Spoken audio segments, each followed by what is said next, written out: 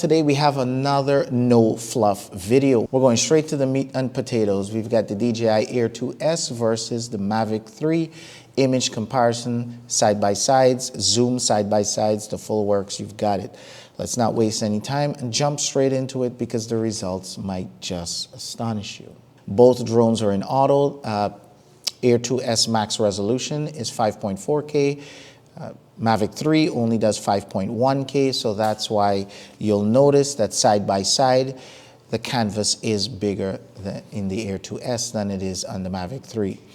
The second thing that you'll notice is that the field of view on the Air 2S is larger than the Mavic 3, and that's because the Mavic 3 has an 84-degree field of view and the Air 2S has an 88-degree field of view. So looking at them individually, both look clean, both look crisp, both look nice. I personally believe that looking at it side by side, I personally believe the Air 2S looks better. It's just more deep, more rich blues. Again, everything here on auto, so whatever the camera does automatically, that's what you get. And these two images are about, I would say, 5 minutes apart because I had to land one drone and put the other drone up, both about 150 feet to be precise. And they just took off in the exact same location and they have the exact same center point. So I personally like the Air 2S's 5.4K. I think it looks a lot richer, a lot deeper. Side by side, as you can see here as well. To me, there just seems like a lot more detail, and rightfully so. 5.4K is much deeper than 5.1K, but here this Mavic image just looks really soft on the right, just super soft to the point where I really don't like it. Now zooming in on the Air 2S, this is 3x zoom, everything on auto, and it looks, I wouldn't call this usable footage, right? I guess it's better than the zoom camera you'll find on the Mavic 3. Just saying, actually it might not, but it looks okay. You can see the city in the background, you can see the Empire State Building, you can see all the buildings in the city that's miles away, and same thing with the Mavic 3. You can see the cities, but to me, the city in the background just does not look as clean, does not look as crisp, and this image to me is starting to look a little bit washed out. There isn't as much details in the background, and then that's one of the reasons I don't like the Mavic 3. When it comes to cropping or any kind of flexibility, you just don't have it. Now look here side by side on 3x zoom. I have to stop this for you to see. I mean, look over here on top of this hut, this ice cream hut or whatever it is.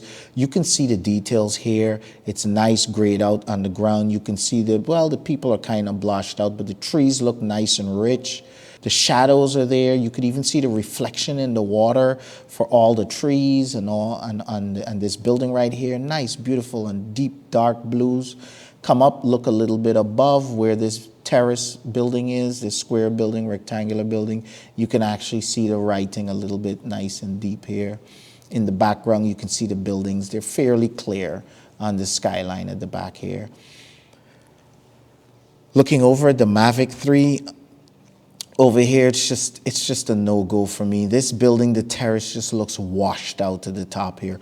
All the trees just look washed out. And I don't mean sharpness again. This is not a sharpness thing. This is just a lack of details. All the buildings in the back, everything just looks washed out. And I don't like the way the Mavic 3 handles exposure in auto. There definitely needs to be some tuning there by DJI, which I'm pretty sure they might do, but I don't know for sure. Looking at the hut here at the bottom here, it's just, the whites are overexposed. Even though their auto exposure is at 0, it's blown out. And as a result, you're losing some details there. And just look at the steps and everything at the bottom here, the landing. Look at the details on this brick wall over here. It's just non-existent. You can't even see that these are bricks. Whereas if you look over at the Air 2S over here, you can see that they're bricks, the beautiful reflections in the water and everything. And bear in mind, the Air 2S has a wider field of view. So you would think that the wider field of view, when you zoom in, you would not get as much details, but here we have details, right? So let's let it run. So there are the results on the screen. Look and compare for yourself. I mean, it's quite evident, right? A lot of work needs to go into this Mavic 3. And I don't know if it's just software updates. I don't know if it can be a hardware issue too. We just don't know, right? We just have to hope for the best. We'll see what happens come January. Moving on to 5x zoom, the Air 2S does not really look usable, but I mean, I don't know. It's a decent image, right? It's a decent image. You got Empire State Building. You can actually see details in the Empire State Building at the back. Look at the Mavic 3 and the Empire State Building at the back there. It is ridiculous. Everything is just washed out. On 5x zoom, this is insane. This is ridiculous. Side by side. Looking at the two side by side, the 5x zoom reveals it even more. I'm going to pause this. Look at the bottom again by this hut, this blue and white hut. You can still see the reflection in the water on the 5x zoom. Yes, the trees are getting a little mushy and you're starting to lose detail, right? But that's expected when you're zooming 5 times on 5.4K, especially this little sensor, this little 1-inch sensor compared to this beast over here. Look at these trees.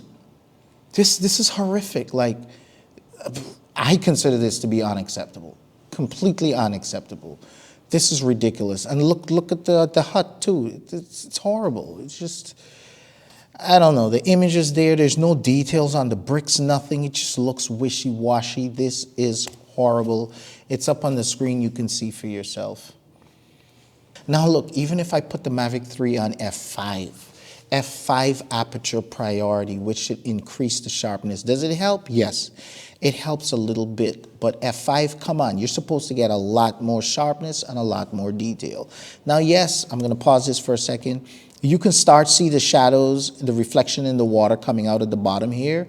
You can start to see it, and you're starting to get a little bit more details coming out in the bricks and stuff. But looking over here at the Air 2S, it's not even comparable at 5x zoom. And of course, the Air 2S doesn't even have an adjustable aperture, but that's what makes this drone so easy. Not that it's just so small and compact and easy to unfold and easy to fly, but it's easy to use. You got one aperture, and that's the fastest setting, done.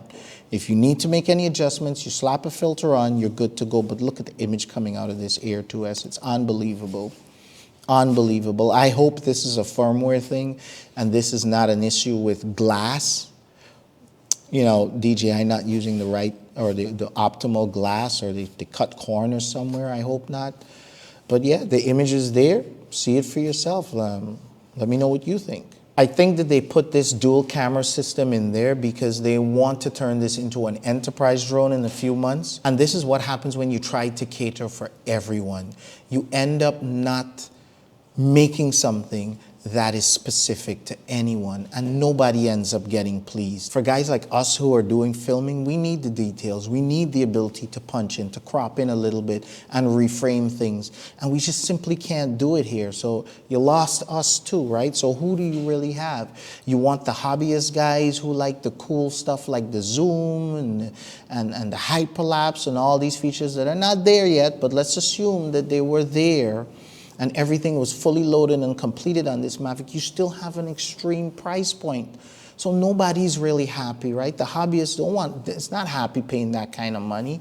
The enterprise guys I think they would like a little bit more quality on their zoom for inspections and stuff. And the filmers just can't use this camera right now, at least for professionals. So I don't know where you really fall with this DJI. I really don't know. I might revisit this in January when the firmware update is fixed, because they might do revisions to the image quality. I don't know, time will tell. But for now, there's no reason for me to have DJI holding that sort of money, you know.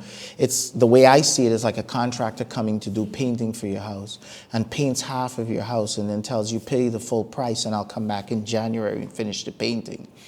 It just really doesn't make sense to me, especially a company like DJI that's, let's face it, they're not short of money. If there's one thing they have, it's funds. If there's another thing they have, more than anybody else, it's resources. So why am I paying out for this now? It just doesn't make sense. And bear in mind, guys, there are other drones on the market. The Autel has a new lineup of drones coming. The Evo Lite, they have the Evo Lite Plus, they have the Evo Nano, they have the Evo Nano Plus, and these drones are delivering at $1,500, $1,600 with the Fly More combo that has the 6K camera. that destroyed this Mavic 3 as well. So if you're looking for something new with good image quality that can be used for professional work, wait until those drones are released and I'll do a comparison as well so you can see what you're getting. Take your time is what I always say. Look at what everybody has to say. Give things some time to be reviewed and then make your decisions, right? If you already purchased the Mavic 3, then I guess you'll just have to stick with it and hope for the best. With that being said, guys, make sure you give this video a huge thumbs up. Make sure that you hit subscribe and hit the bell to get notified when I release more reviews like this so you can be informed and help you to make better decisions. With that being said, guys, I will catch you whenever I can. Make sure you become a Patreon, guys. Big benefits to Patreon. Get direct access to me. Any questions? I'm right here on Patreon. Support this channel and there's benefits. Last Mini 2 went all the way to the UK.